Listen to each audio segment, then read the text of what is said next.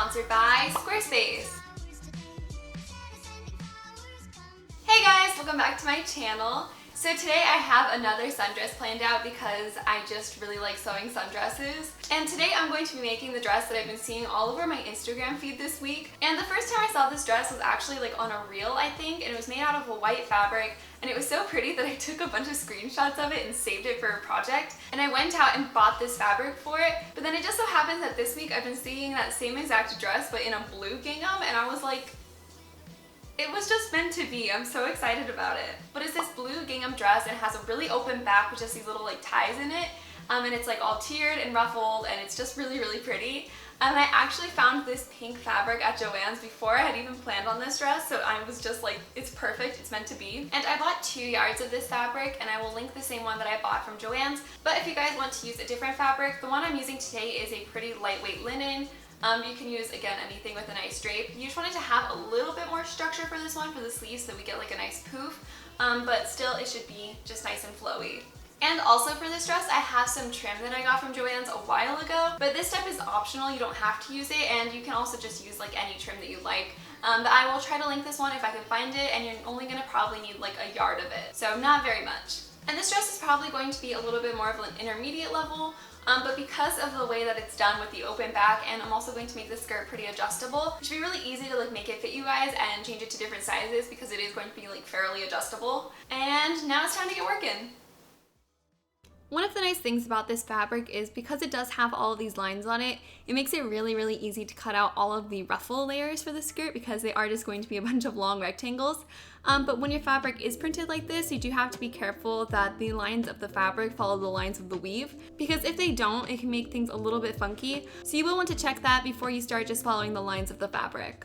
The first piece I have here is the front center piece, and this is going to be the bottom of the front piece, and you're going to cut 2 because we're going to use 1 layer for the lining. Next up here we have the side piece and the front top piece, and you're going to cut 4 out of the side pieces and 2 out of the top pieces.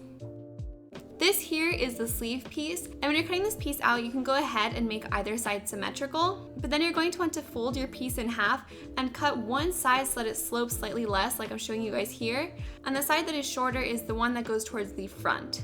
And the last pieces I have here are all of the skirt pieces. So we have the first, second, and third tiers, and they're obviously all folded up in this shot, so I just put what the finished length of these strips should be, and if you need to cut them into more than one piece, that's totally fine, you can just sew them up later. Now I'm going to take a quick minute and talk about today's sponsor, Squarespace. And Squarespace is a really cool all-in-one platform that helps you build up a website, run your business, and build up your online presence. They have a whole bunch of tools and features to just make the whole process really simple, and I've even been using Squarespace to run my own website, and it's very simple and easy to use to just build up your website and start selling your products. And there's a whole bunch of different ways to use Squarespace, whether you sell your products online or in person, and either way they're going to make your business run very smoothly. And buying a domain on Squarespace is also really easy because there's like no hidden fees or anything, so they make it really easy to find the perfect name for your website, and with a whole bunch of different URL options like .com, .net, .org, or even more specific ones like .art, you can build up your website exactly the way you want it. So you guys can check out squarespace.com today for a free trial, and when you're ready to start building your own website, go to squarespace.com/PaperStxrs to get 10% off your first purchase of a website or domain. Thank you to Squarespace for sponsoring this video, and now we can get back to the tutorial. Alright, time to figure out how the heck to put this dress together. And the first pieces I'm going to work with are the front top pieces. And I'm going to take all of our pieces and put 2 parallel basting stitches across all of these top edges here, so we can gather these up just slightly.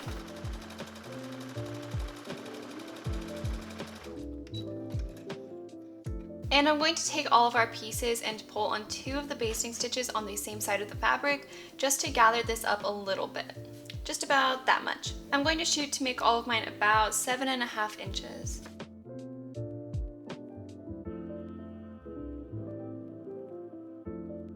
And after they're all ruffled up, I'm going to take our trim and I'm going to cut 2 pieces that fit this length that we just ruffled. And also, just as a side note, my trim is super, super thick, and we're only going to be using about like this top edge of it, so it's okay to get a much thinner one. But I'm going to take one of our pieces of trim, put the side that we want to see face down on top of this piece, And then I'm going to take another front piece and put these pretty side to pretty side. And I'm going to pin these together across the top edge like this. And once this is in place, you can go ahead and just sew right across the top. And I'm going to do the same thing with the remaining pieces.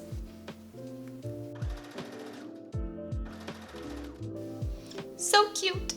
And now you can also go ahead and take out those basting stitches. I also just took these pieces to the iron to press them down nice and flat so that they're a little bit easier to work with. And now we're going to take our front center piece, and we need to make this piece here fit into this curve here. So again, the first thing I'm going to do is put 2 parallel basting stitches across this section of this piece now.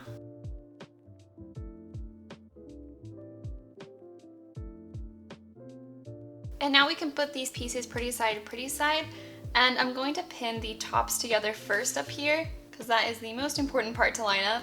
And then I'm going to pin the other ends together, and then I'm going to start pulling on the basting stitches to gather this piece up so that we can fit it into this section here. And for this, you want there to be light gathers everywhere, but you want them to be mainly focused at the center of the bottom. And once this is pinned together, we're going to take the other center piece and put it pretty side down on top of this one, and we're going to move all of our pins to go through all 3 of these layers. And we're doing it this way because once this is sewn, this is going to give us a finished edge all along this piece. And I know this piece looks a little bit confusing right now, but we're just going to sew all across this edge here that we pinned.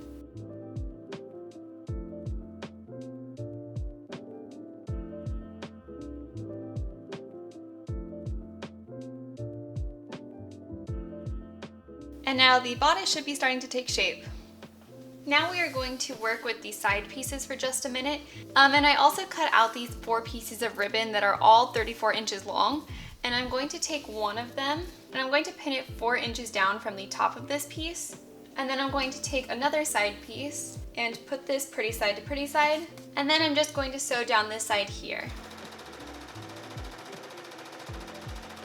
And then I'm going to bring our bodice back, and I'm going to take one of these pieces and I'm going to open it up and take one side and put this pretty side down towards the side of the bodice. And then I'm going to line up these edges, pin them together. And I actually wasn't going to do it this way, but I figured out there's a way we can actually get a finished edge here easier. So once we pin the first side here, we're going to take the other side and kind of scrunch it around so we can match it up to the other side around this piece.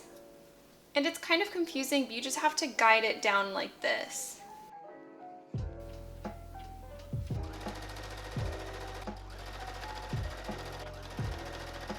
And I'm going to do the same thing on both sides. And then when you unfold this piece, you will already have a finished edge on both sides. And that's why we did it that kind of complicated way, but this is how we get those nice edges. Now it is finally sleeve time, which is always my favorite time. And I'm going to take our sleeve pieces and fold them in half and just sew down this seam right here. And the sleeves are also not going to be lined, so I'm also going to put a zigzag stitch down that edge so that it doesn't fray. And next we're going to take the bottom part of the sleeve and we're going just to connect it to this little tiny part on the front. And I'm going to match up the bottom seam on the sleeve to the very end of the bodice. You also want to make sure that you're putting the smaller end of the sleeve towards the front. And then I'm just going to sew this little curve here. You also want to make the seam allowance on the sleeve portion of this part a little bit thicker than we normally would, so we can actually make a casing in just a second. And now around the top edge of the sleeve, we need to make a little casing for some elastic. And that's why we left the seam so big here, so that we have enough room to fold it over twice and sew down one side so we can thread through our elastic. And I'm going to sew down either side of this casing.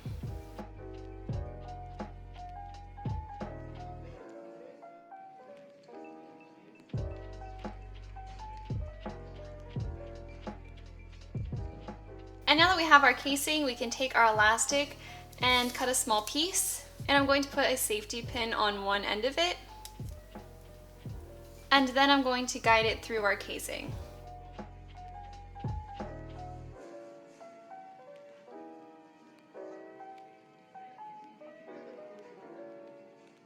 And I'm not going to make my elastic go all the way down to the bottom because we don't really want it to be ruffled right around the armpit. So I'm going to try this on, and once the elastic is a comfortable tension, I'm going to put a few stitches down either side to keep it in place.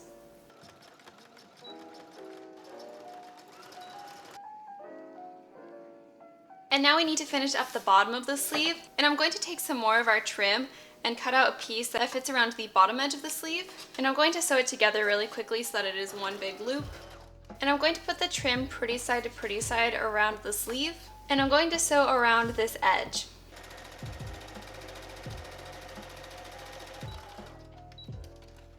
And then the last thing I'm going to do on the sleeve is I'm going to take some more of our elastic, and I'm basically going to be stretching our elastic as we do a zigzag stitch all the way down, and then when we release it, it's going to scrunch up all the fabric. And I'm going to place mine as close to the bottom edge as I possibly can, so that we just have that little trim peeking out.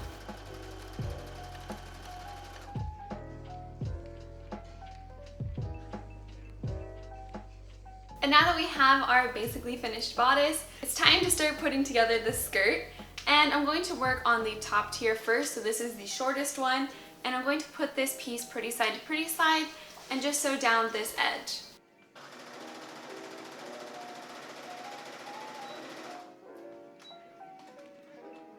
And now I'm going to fold this piece and mark the center and side seams of it.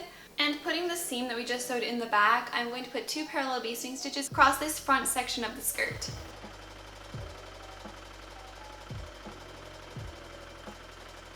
And now I'm going to bring back the bodice, and I'm going to pin together the middles and sides of the bodice with the skirt.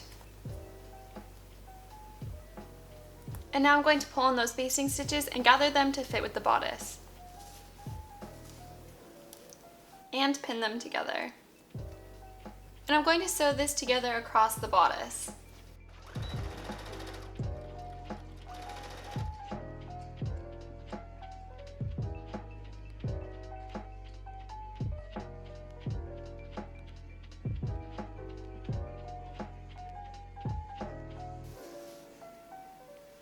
Now that the front of the skirt is attached to something, we have to finish up the back of this skirt because there is no back to the dress. And then we're basically going to do the same thing we did around the sleeves, where we're going to make this into a little casing for more elastic.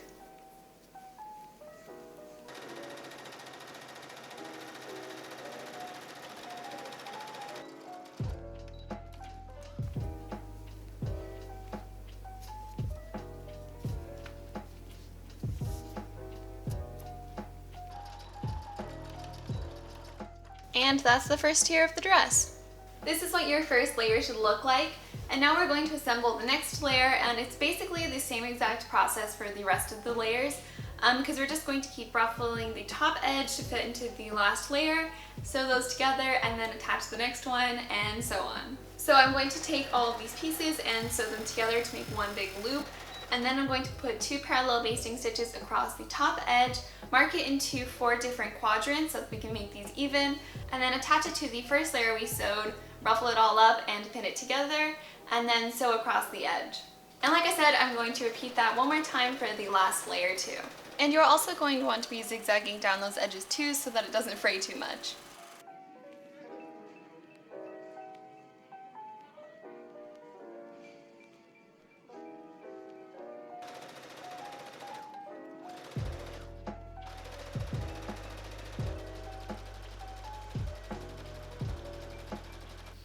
And once all of the ruffles are sewn, all that's left to do is add a small hem all along the bottom edge of the dress.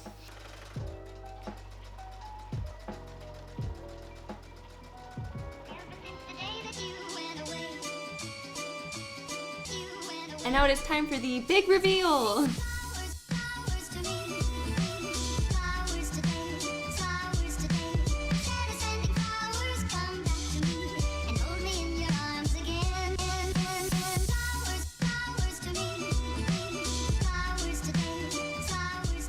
I really love how this dress turned out, and I think it's really close to the original dress.